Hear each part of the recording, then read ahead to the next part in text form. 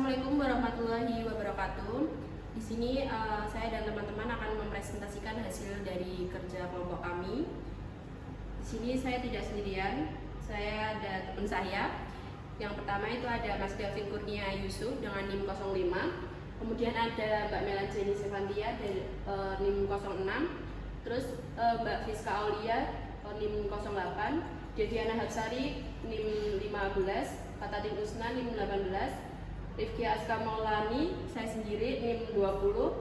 Kemudian terakhir Dimas Al Valentino Asmara NIM 38. Escherichia coli ini merupakan bakteri gram negatif yang menjadi fokus penelitian ekstensif khususnya strain K12MG1655 karena perannya dalam ekosistem usus dan aplikasinya dalam bioteknologi termasuk studi genetika resistensi antibiotik dan rekayasa metabolit di Indonesia.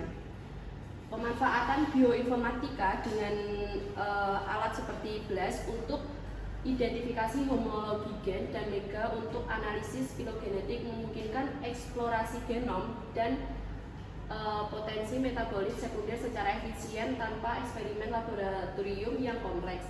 Selain itu, teknik polymerase chain reaction atau PCR menjadi metode deteksi molekuler unggul untuk E. coli yang cepat dan spesifik, di mana desain primer ini Siliko menggunakan pendekatan bioinformatika yang dan perangkat lunas seperti MegaX sangat krusial untuk amplifikasi DNA yang akurat dengan mempertimbangkan parameter seperti panjang primer dan kandungan GC serta analisis multiple sequence alignment atau MSA untuk melihat konservasi gen. Terus identifikasi metabolit sekunder juga dapat dilakukan dengan perangkat seperti anti-smash. Kemudian ada rumusan masalah. Di sini kita bagaimana caranya untuk mengakses database pada GenBank. Terus kemudian yang kedua bagaimana cara membuat pohon filogenetik, melakukan desain primer untuk gen yang spesifik, mengakses database protein, menganalisis metabolit sekunder, dan yang terakhir membandingkan urutan DNA, RNA, atau protein untuk mengidentifikasi kesamaan dan perbedaan antara mereka dengan alignment sequence gen. Kemudian tujuan dari penelitian ini yang pertama mengetahui cara mengakses database suatu protein atau gen. Terus yang kedua mengetahui cara membuat pohon filogenetik. Yang ketiga mengetahui cara melakukan desain primer untuk gen yang spesifik. Yang keempat mengetahui cara menganalisis pilihan primer dengan tepat. Yang kelima mengetahui cara menganalisis metabolit sekunder. Terus yang terakhir mengetahui cara membandingkan urutan DNA, RNA atau protein untuk mengidentifikasi kesamaan dan perbedaan antara mereka dengan alignment sequence gen. Kemudian untuk cara mengakses database GenBank akan dibacakan oleh Mbak Friska. Baiklah, saya akan menjelaskan apa itu mengakses database GenBank. National Center for Biotechnology Information atau NCBI merupakan institusi pemerintah yang menyediakan sumber informasi mengenai biologi molekuler. NCBI memiliki salah satu database yang dapat diakses oleh publik berhubungan dengan database sequence DNA lebih dari 100.000 organisme yang berbeda yaitu GenBank.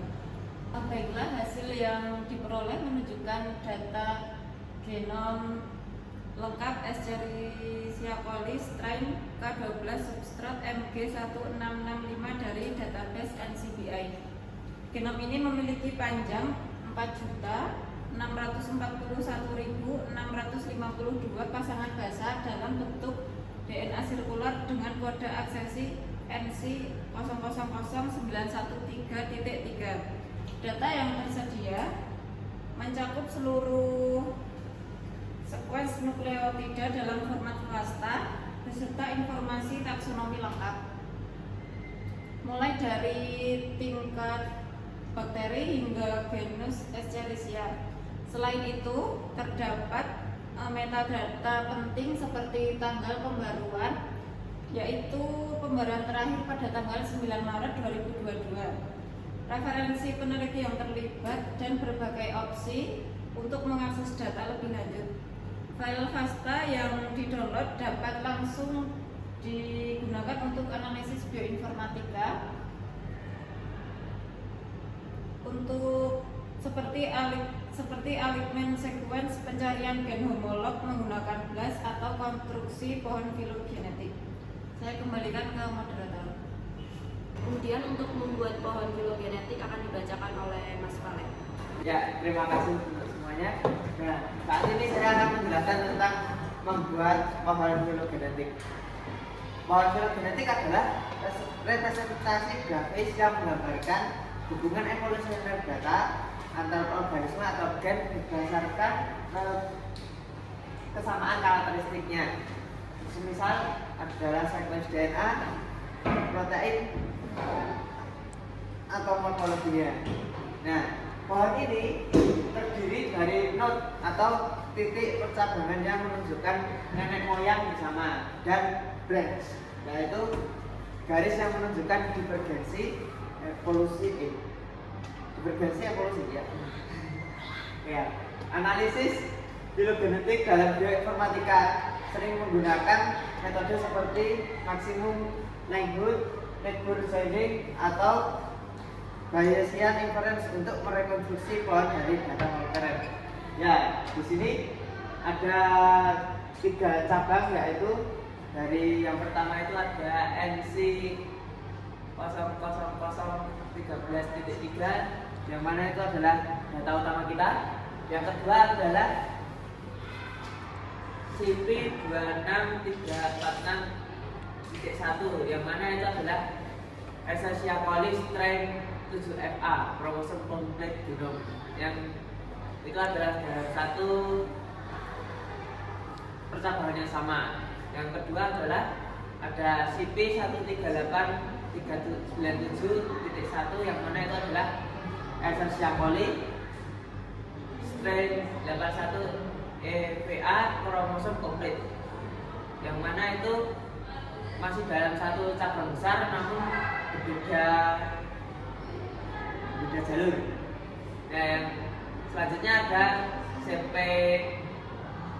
02928.1, yaitu adalah Escherichia coli strain CJ236, yang mana itu adalah kromosom komplit genom.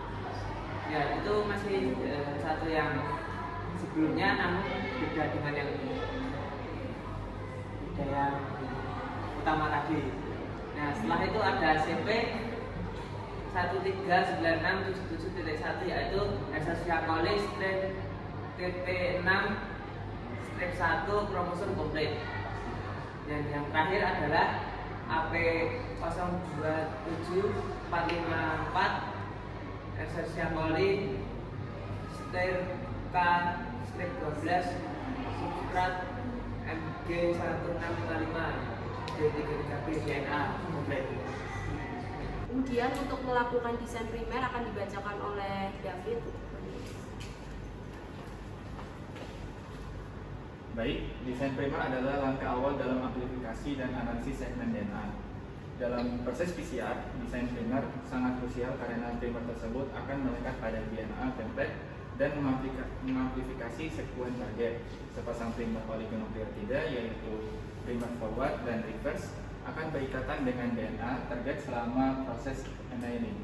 MegaX atau Molecular Evolutionary Genetics Analysis adalah perangkat lunak yang berguna untuk mendesain primer secara in silico. Untuk cara-cara melakukan desain primer secara in silico, yang pertama adalah kita masuk ke situs NCBI terlebih dahulu. Lalu pada search menu itu kita menuliskan organisme yang kita gunakan, yaitu Escherichia coli strain K12 substrat MG1655 complete genome. Dan pada menu all database kita akan mengubahnya ke nucleotide. Kemudian pada tahap yang kedua itu akan muncul data dari si E. coli tersebut. Nah, Kemudian ada menu pick primer. Lalu di sini kita akan mengatur tentang nukleotida, yaitu untuk forward primer itu di 1 dan reverse primernya di 1000. Lalu klik get primer. Nah, kemudian nanti akan muncul primer pair dari 1 sampai 10.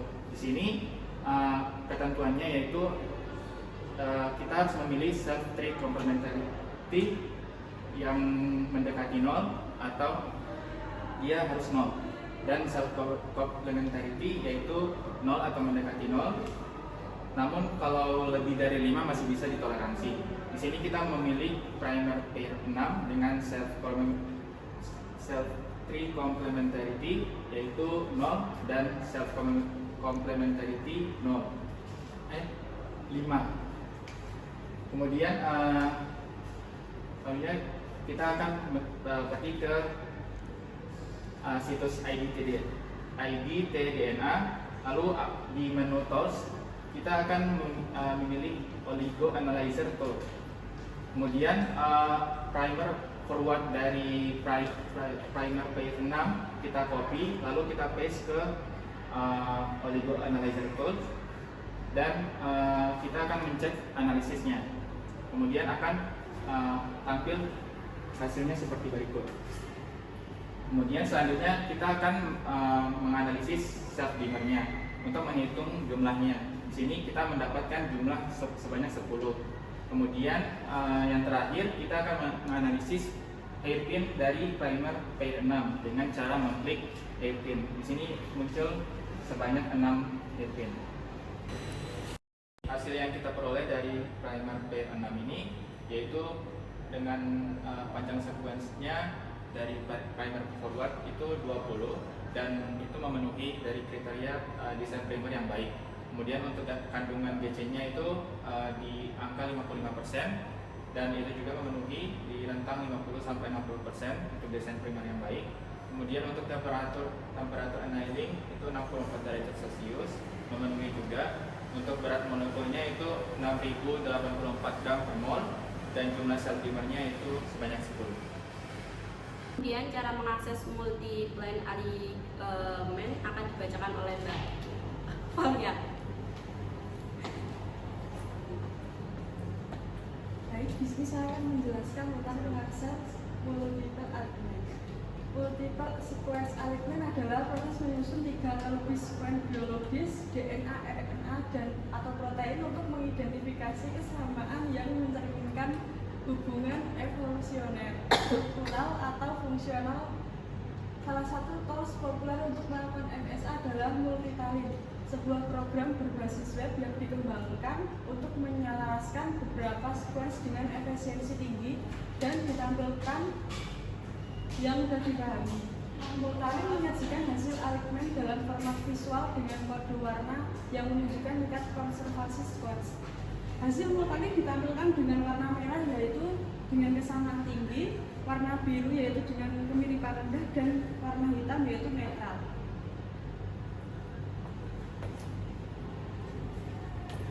Kemudian untuk mengakses database protein akan dibacakan oleh Mbak Deviana Hamsari. Baik, selanjutnya ada mengakses database protein. Database protein sendiri itu adalah kumpulan data terstruktur yang menyimpan informasi sekuens protein, struktur 3 dimensi, fungsi, interaksi, dan anotasi biologis lainnya. Database ini digunakan untuk analisis komparatif, prediksi fungsi, dan penelitian biologi molekuler. Contoh populernya termasuk UniProt, PDB, dan NCBI. Dan di sini kami menggunakan salah satunya yaitu UniProt, yaitu dengan memasukkan si Escherichia coli tadi ke dalam aplikasi UniProt ini. Kemudian nanti akan terdapat tampilan seperti ini. Jadi protein glutamat resmase dari Escherichia coli strain K12 ini memiliki panjang yaitu 285 asam amino dan termasuk dalam kategori protein yang sudah terverifikasi secara eksperimental. Fungsinya sangat penting karena menyediakan bentuk D-glutamat yang diperlukan untuk biosintesis dinding sel bakteri, khususnya peptidoglikan. Enzim ini berperan dalam jalur metabolic penting dan menjadi target potensial untuk mengembangkan antibiotik. Selanjutnya pada tampilan berikutnya ada nama dan taksonominya. Jadi nama gen pengkodenya adalah muril dengan sinonim DGA dan VISA.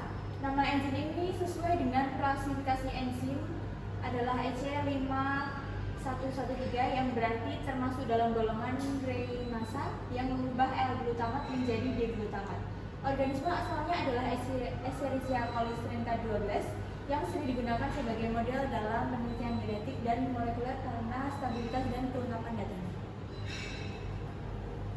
Kemudian pada bagian proteome, referensi dari E. coli strain K12 ini mencakup sebanyak 4.402 protein. Genomnya dianotasi lengkap dan tersedia dalam bentuk FASTA. Kemudian informasi ini penting untuk studi komparatif dan pemetaan fungsional protein karena proteome ini termasuk proteome standar. Tingkat kelengkapannya juga tinggi yaitu 96%, sehingga cocok digunakan untuk referensi utama dalam analisis bioinformatika maupun pengembangan riset bioteknologi. Kemudian ini adalah tampilan untuk struktur 3 dimensi protein Escherichia coli strain K12. Sekian, terima kasih. Kemudian untuk analisis metabolit sekunder akan dibacakan oleh Mbak Melan. Baik, di sini saya akan menjelaskan mengenai analisis metabolit sekunder. Jadi untuk mengidentifikasi kelompok gen yang terlibat dalam biosintesis metabolit sekunder dan prediksi struktur ini yang dihasilkan dilakukan dengan menggunakan anti-SMAS versi beta 6.0 2.0 yang tersedia di laman anti-SMAS atau https://anti-SMAS.secondary metabolit.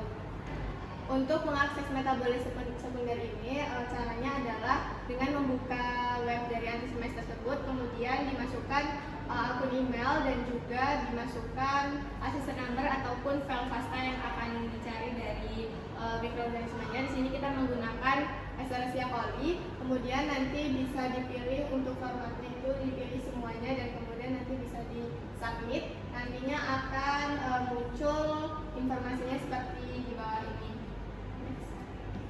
Nah, untuk hasilnya itu kita bisa lihat pada region 1 itu cluster gen ini terletak pada posisi 430.202 hingga 451.101 dengan panjang sekitar 20.899 desper. Ini mengindikasikan bahwasanya potensi E. coli ini untuk memproduksi atau memiliki dasar genetik untuk prekursor senyawa terpen. Nah, kemudian di region yang kedua itu dapat kita lihat bahwa cluster gen ini berlokasi pada posisi 594.157 hingga 649.297 dengan panjang sekitar 55.140 desper. Nah, cluster ini sangat mirip dengan yang memproduksi Enterobacter siderophore, penting untuk akuisisi besi oleh E. coli. Kemudian yang terakhir itu di region yang ketiga di warna kuning itu, nah cluster gen ini ditemukan pada posisi 940.340 hingga 966.632 dengan panjang sekitar 26.292 mesper. Ini menunjukkan potensi E. coli untuk menghasilkan peptida bioaktif yang telah dimodifikasi secara pasca translasi dengan struktur azelot terletak pada posisi 430.202 hingga 451.101. Nah, dengan panjang sekitar 20.899 mesper. Ini mengindikasikan potensi dari E. coli ini untuk memproduksi atau memiliki dasar genetik untuk prekursor senyawa terpen. Nah, kemudian dapat disimpulkan bahwa analisis bioinformatika terhadap genom E. coli ini berhasil dilakukan melalui berbagai pendekatan termasuk pengaksesan database NCBI untuk memperoleh sequence FASTA, pembuatan pohon filogenetik menggunakan Mega-X untuk memahami hubungan evolusi dengan strain lain, desain primer in silico untuk amplifikasi gen spesifik dengan parameter optimal, analisis multiple sequence alignment untuk mengidentifikasi kesamaan dan variasi gen, serta analisis protein glutamate racemase di UniProt untuk memahami fungsi enzimatiknya dalam biosintesis dinding sel bakteri. Selain itu, analisis metabolit sekunder menggunakan anti-smash mengidentifikasi klaster gen terkait terpen precursor, NRP metalopor, dan azole yang menunjukkan potensi E. coli K12 dalam menghasilkan senyawa bioaktif. Pendekatan ini menegaskan peran penting bioinformatika dalam memahami genetika, evolusi, dan potensi bioteknologi E. coli secara efisien tanpa eksperimen laboratorium yang kompleks. Kemudian ini ada referensinya. Oke, sekian dari kelompok kami. Kurang lebihnya mohon maaf. Wassalamualaikum warahmatullahi wabarakatuh.